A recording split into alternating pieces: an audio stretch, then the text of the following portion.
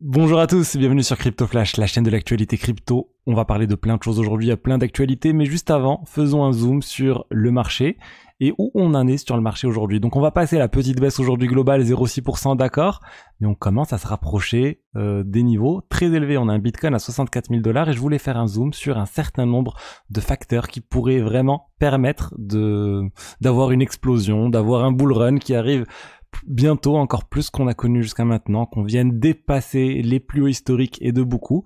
Alors les principaux signes j'ai trouvé sur ce tweet de J. Pegler que que j'ai déjà retweeté, si vous retrouvez sur mon compte Twitter, qui dit en fait il y a pas mal de choses très intéressantes. On a déjà l'Allemagne, ils avaient plus de 2,6 milliards de dollars, d'euros même à vendre, ils ont tout vendu, donc c'est fait de la pression vendeuse en moins pour le Bitcoin et ça avait inquiété le marché pendant pas mal de temps. On a le remboursement des utilisateurs de Mt. Gox qui a commencé, ça a bien commencé. On a une bonne partie qui a déjà été distribuée sur les exchanges aux utilisateurs. On n'a pas encore vu de mouvement dramatique, mais on peut se dire que l'état du marché du Bitcoin par rapport à avant la vente des Allemands et après la vente du gouvernement allemand, on est revenu bien au-dessus de ce qu'on avait, on va dire, pendant la chute. Donc pour moi, ça n'a pas eu un impact dans la durée, c'est 2, et quelques milliards d'euros. Donc je pense que le Bitcoin qui va être donné à Mt. Gox, qui représente plus, certes, on parle de 9 milliards de dollars, mais je pense pas que ça va créer une grosse chute, en tout cas sur une longue durée. Des petites perturbations pendant un mois, je dirais, ensuite c'est bon, ça va repartir. Et aussi, un des facteurs vraiment très intéressants, c'est FTX. FTX, ils vont donner des milliards et des milliards de dollars à des utilisateurs crypto, ils vont leur donner en dollars. Et qu'est-ce qu'ils vont faire ces utilisateurs avec cet argent qu'ils vont recevoir? Ces personnes qui ont de l'argent bloqué depuis un certain temps sur FTX, qui étaient en crypto, ils ont dû avoir leur actif vendu de crypto à dollars. Et ben là, je pense qu'une bonne partie va acheter des crypto-monnaies, va acheter du Bitcoin, de l'Ether, du Solana, peu importe la crypto-monnaie, mais je pense que ça va ramener de l'argent frais sur les cryptos et ça va venir compenser cette pression vendeuse dont je vous ai parlé autour de l'Allemagne qui est passée, autour de Mt. Gox. Donc il y a vraiment des éléments qui vont venir nous permettre de repartir à la hausse. En plus de Trump président, ça j'en ai pas mal parlé aussi, 70% de chances que Trump soit président sur Polymarket et il s'est clairement présenté comme un candidat pro-crypto, pro-Bitcoin. D'ailleurs, il va participer à la semaine prochaine à une conférence Bitcoin, la plus grande conférence Bitcoin du monde. En plus, on a son vice-président qui est lui aussi pro-crypto. Il a même des cryptos, je vous avais dit, il avait une centaine de milliers de dollars de crypto en 2022, je sais pas combien il a maintenant. Je parle de J.D. Vance. On a plein de choses vraiment positives. L'inflation est en train de ralentir. On a en septembre, on devrait avoir la première hausse des taux directeurs de la Fed depuis je ne sais plus combien de temps. Le marché des actions est en train aussi de bien augmenter. Le SP500, on a dépassé les plus hauts historiques et ça continue.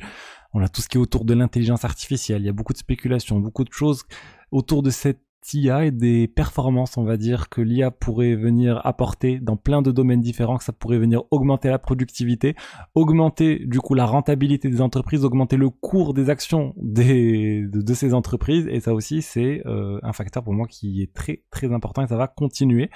Alors bien sûr, il y a pas mal de projets IA crypto, mais de manière globale, l'IA, je pense, ça va vraiment venir permettre de booster l'économie et avec elle, les cryptos. Et pas que les projets 100% IA. On a l'ETF Spot BTC qui a été le meilleur lancement de l'histoire des ETF. Là, on parle en 6 mois, il y a eu 20 milliards de dollars dans les ETF Spot Bitcoin. Je ne sais pas si vous vous rendez compte, c'est énorme. Ce qui vient d'être accompli. Je parle bien ici, en plus je parle que de l'ETF de BlackRock, 20 milliards de dollars dans un ETF, c'est un lancement énorme. Oui, BlackRock a écrasé la concurrence. C'est BlackRock qui est venu vraiment ils ont tout cassé tout simplement dans les ETF spot Bitcoin. Ils vont essayer de faire la même chose avec les ETF spot Ether. Les autres, ils ont beaucoup moins. L'ETF spot Ether d'ailleurs, ça arrive la semaine prochaine. On a les ETF spot Solana aussi, on a eu les premières demandes, on a eu Larry Fink, le président de BlackRock, qui a d'ailleurs fait des déclarations dernièrement très très positives autour du Bitcoin. Et vraiment, on a plein de choses. Les politiques aux États-Unis, les deux parties commencent à se mettre d'accord sur le sujet. Donc vraiment, il y a plein de signaux extrêmement positifs autour des crypto-monnaies. Et moi, je suis toujours bullish.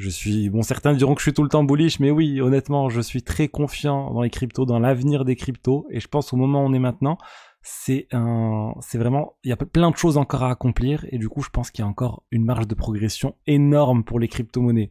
On est au tout début, j'arrête pas de le dire, mais oui, on est au tout début pour les crypto-monnaies. Alors on va parler maintenant plus en détail des actualités. Je vous ai parlé de l'Allemagne, ils ont fini de vendre les 2,6 milliards de dollars. Alors, on en sait un peu plus sur ce qui s'est passé. Pourquoi? En fait, ils étaient obligés de vendre ces actifs qu'ils avaient saisis. Ils avaient saisi 50 000 bitcoins. Ils étaient obligés de les vendre parce qu'il y a une loi en Allemagne, quand il y a des actifs qui sont à risque d'une variation de plus de 10%, ils sont obligés de les vendre en attendant la conclusion du procès. Le procès là, il n'est pas fini, donc c'est des biens qui ont été saisis. L'argent, il va pas dans les poches du gouvernement allemand pour l'instant. On va attendre la conclusion du procès, voir l'argent en question, chez qui il doit aller. A priori, il y aurait du blanchiment d'argent, il y aurait un site illégal et bon, disons que c'est pas fini, on ne voit pas encore très clair sur le sujet, mais ils étaient obligés de vendre ça. Ils ont dit on l'a fait sur plusieurs jours. On a étalé les choses même sur plusieurs semaines, du 19 juin au 12 juillet. Ça a été fait pour respecter et ne pas venir faire chuter le prix du marché. Et du coup, ils ont fait pas mal d'ordres OTC, donc over the counter. Il y a aussi eu des choses sur des exchanges, mais ils ont dit on a fait beaucoup de choses en OTC. Et au final, selon eux, ça n'a pas eu d'impact énorme sur le prix du Bitcoin. D'ailleurs, globalement, s'ils n'avaient pas vendu, ils seraient retrouvés avec beaucoup plus de Bitcoin actuellement, beaucoup plus de dollars plutôt, d'euros actuellement, mais ils ont dit on n'avait pas le droit d'attendre et on a du coup vendu dès qu'on pouvait vendre. Ensuite, je voulais vous parler de WorldCoin. WorldCoin, j'en ai pas mal parlé de leur token WDL. Et ben là, il y a eu une information qui a vraiment participé à l'envolée du cours de WorldCoin. C'est le fait qu'ils allaient qu'ils allaient mettre maintenant un blocage de 5 ans au lieu d'un blocage de 3 ans sur les tokens des investisseurs et de l'équipe. Donc le déblocage va se faire sur une durée plus longue. Ça veut dire qu'il va y avoir moins de tokens WorldCoin qui vont arriver sur le marché tous les jours. Alors il y en aura toujours une quantité énorme, mais moins. Et du coup le marché a très bien réagi à ça. Là on voit sur 24 heures une hausse de 11%, mais si on prend un peu de recul, sur 7 jours ou plus, vous allez voir que la hausse elle est beaucoup plus importante. Le 14 juin on était à 2 $, là on est à 2,95 $. Donc ça a vraiment bien augmenté. Mais voilà, il reste toujours cette pression vendeuse. C'est toujours un token qui a une FDV complètement énorme, la Fully Diluted Valuation, c'est-à-dire si on prend en compte l'ensemble des tokens qui vont exister pour WorldCoin, on est à 30 milliards de dollars et il n'y a que moins d'1 milliard de dollars actuellement en circulation. Donc il y a vraiment beaucoup d'inflation qui arrive sur le token WorldCoin et c'est ce qui fait que le prix du token va avoir du mal à s'apprécier beaucoup plus que le cours actuel. Ensuite, quelque chose que j'ai trouvé très bien aussi, c'est Craig Wright, vous savez, la personne qui se dit être Satoshi Nakamoto. Et ben maintenant, quand vous allez sur son compte Twitter, vous tombez sur ce message qui est vraiment épinglé. On dit Craig Wright n'est pas Satoshi Nakamoto. Oui, il a dû être contraint par la justice de poster ce message pour dire je ne suis pas Satoshi Nakamoto, parce qu'il n'a pas réussi à prouver qu'il l'était devant la justice. Et là, il y a eu ce message qui est épinglé sur son site, qui est sur son compte Twitter et plein d'endroits différents. Donc voilà, ça fait des années qu'il se dit être Satoshi Nakamoto. Il a perdu un combat face à des développeurs du Bitcoin. D'ailleurs, c'était tout un sujet autour de développeurs, autour de copyright aussi, du white paper. Bref, il a perdu, tant mieux. Et maintenant, c'est clairement affiché qu'il n'est pas Satoshi Nakamoto. Donc arrêtons de dire que c'est Satoshi Nakamoto. Arrêtons de dire que Bitcoin, Satoshi's Vision, c'est le Bitcoin que voulait Satoshi Nakamoto. Ça n'a absolument rien à voir. Il aurait pu le prouver très simplement qu'il était Satoshi Nakamoto. Il l'a pas fait. Et ça veut dire pour moi qu'il ne l'est pas. Voilà. Ensuite, l'IA et les cryptos, ça bouge pas mal à ce niveau. Et on a Grayscale, le fonds qui était d'ailleurs l'un des premiers à lancer un fonds pour investir dans le Bitcoin. Et ben Grayscale vient de lancer un fonds spécialisé dans l'IA décentralisée. On va me dire, c'est quoi les cryptos qui sont dans ce fonds? Je pense que c'est ça qui intéresse le plus de monde. On retrouve bien sûr Bitansor, mais uniquement 3%.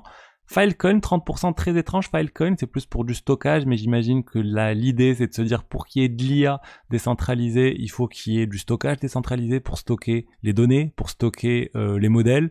Je pense que c'est la vision, mais j'ai pas plus de détails sur le sujet. On retrouve l'ISPIR aussi LPT, surpris de voir plus de 3 fois, enfin quasiment 3 fois la quantité de Bitansor.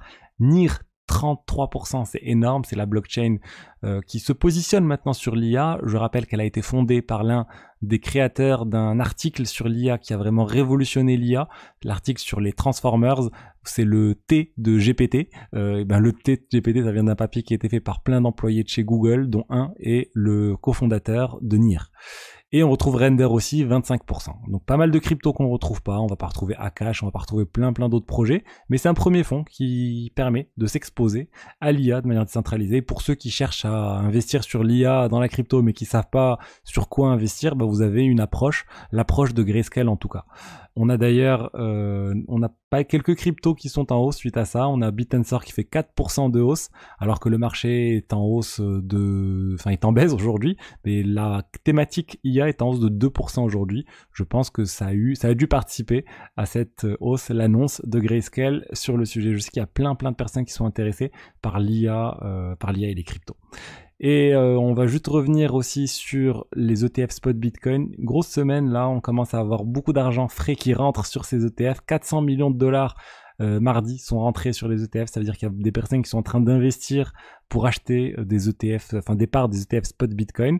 Donc on aurait pu se dire qu'à l'approche des ETF spot Ether, les gens vont venir retirer de ces ETF, mais là c'est pas vraiment ce qu'on constate. On constate qu'il y a toujours des investisseurs, probablement institutionnels, qui sont en train d'acheter des ETF spot Bitcoin et d'acheter une exposition au Bitcoin. Voilà ce que je voulais vous dire aujourd'hui sur les diverses actualités crypto. J'espère que le contenu vous a plu. Si c'est le cas, n'hésitez pas à liker, commenter, vous abonner et je vous dis à demain pour la suite. Allez, au revoir, ciao ciao.